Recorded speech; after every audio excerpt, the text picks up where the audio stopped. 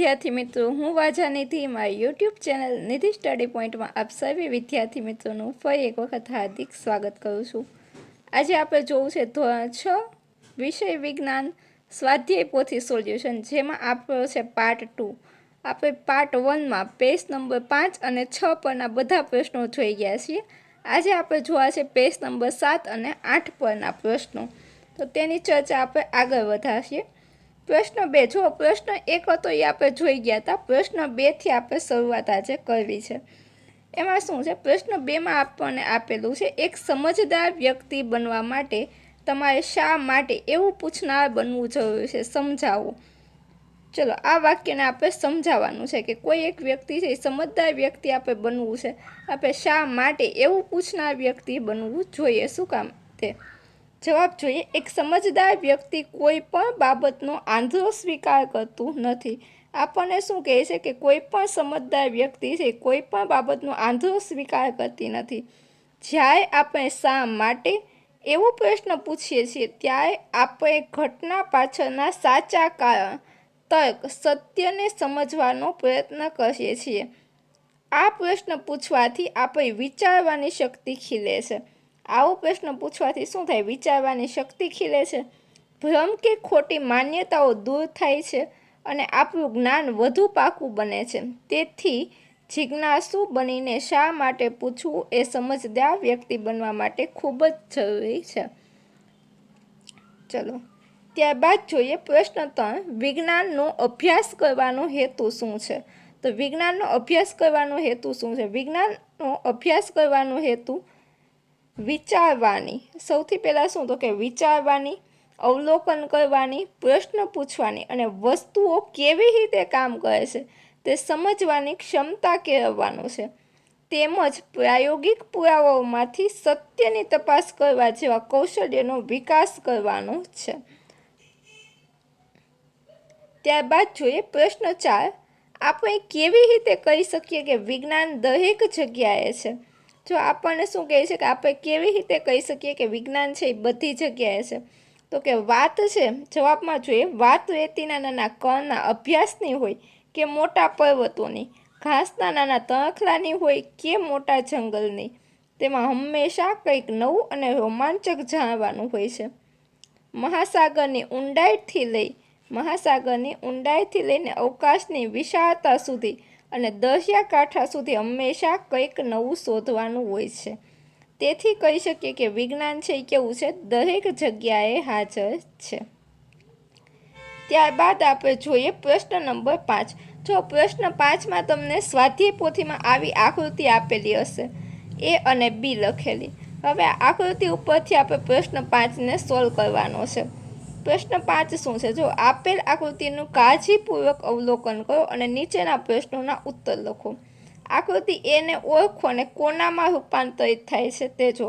આકૃતિ એ અહીંયા આપણને આપેલી છે, આકૃતિ એ શેમાં રૂપાંતરિત થાય છે એ આપણે જોવાનું છે। તો જ્યારે આપણે પાઠ સમજાવ્યો ત્યારે પણ આપણે આ વાતની ચર્ચા કરી હતી કે આ શું છે, તો કે કોઈ ઈયળ છે એનું શેમાં રૂપાંતર થાય છે, પતંગિયામાં રૂપાંતર થાય છે। તો આપણે અહીંયા જવાબમાં જોઈએ, આકૃતિ એ એક કેટરપિલર અથવા તો પતંગિયાની ઈયળ છે। તે સમય જતાં પ્યુપા અવસ્થામાંથી પસાર થઈને શું કરે છે, એક સુંદર પતંગિયામાં રૂપાંતરિત થાય છે।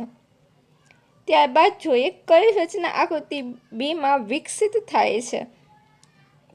જો બીજું આપણને આકૃતિ બી અહીંયા આપેલી છે, તો આકૃતિ બીમાં કઈ રચના છે વિકસિત થાય છે, તો આપણને ખબર છે કે આકૃતિ બીમાં શું થાય છે, બીજ છે એ અંકુરિત થઈને છોડમાં રૂપાંતર થાય છે। જોઈએ અહીંયા, જો જવાબમાં આપણે લખીએ, આકૃતિ બીમાં જમીનમાંથી અંકુરિત થતો છોડ છે એ દર્શાવેલ છે। આ રચના છે બીજ અંકુરણની પ્રક્રિયામાંથી પસાર થઈને આગળ જતા એક સંપૂર્ણ વૃક્ષ કે મોટા છોડમાં વિકસિત થાય છે।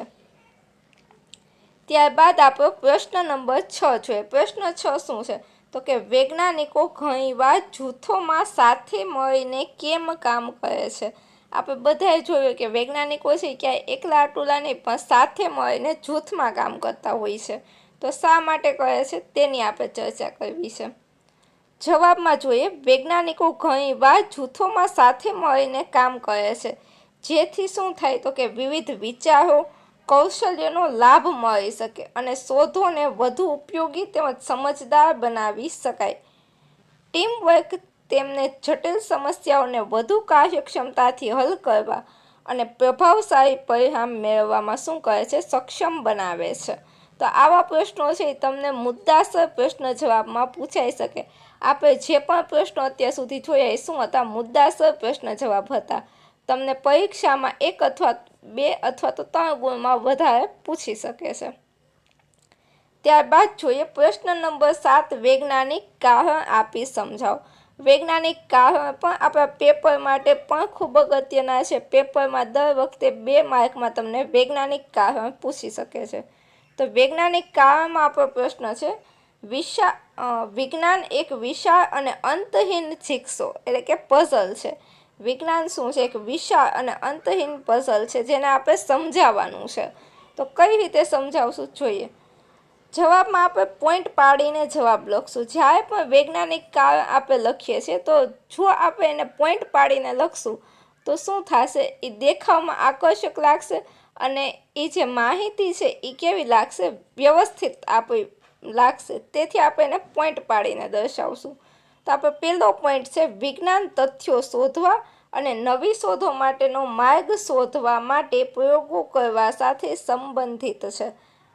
ત્યારબાદ બીજો પોઈન્ટ, દરેક નવી શોધ આ પઝલમાં એક નવો ટુકડો શું કરે છે? જોડે છે. ત્યારબાદ જોઈએ પ્રશ્ન 3, આપણે શોધી શકીએ તેની કોઈ સીમા નથી કારણ કે જ્ઞાનની દરેક નવી શોધ એક નવો પ્રશ્ન અને નવી દિશા તરફ શું કરે છે? દોરી જાય છે. ત્યારબાદ જોઈએ પોઈન્ટ 4, ક્યારેક અગાઉ શોધાયેલો પઝલનો કોઈ ટુકડો ખોટી જગ્યાએ મુકાઈ ગયો હોય તો નવી શોધના આધારે તેની જગ્યા બદલવાની શું થાય છે? જરૂર પડે છે.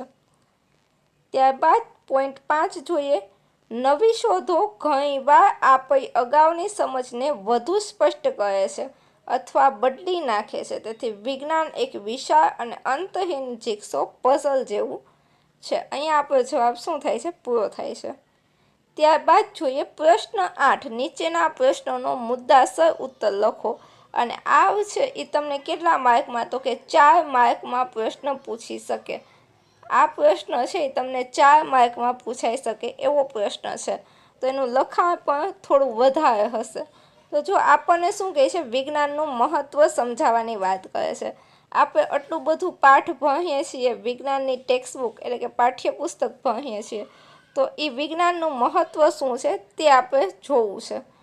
જો આપણને શું કહે છે? વિજ્ઞાનનું મહત્ત્વ નીચે મુજબના મુખ્ય મુદ્દાઓ દ્વારા સમજી શકાય છે.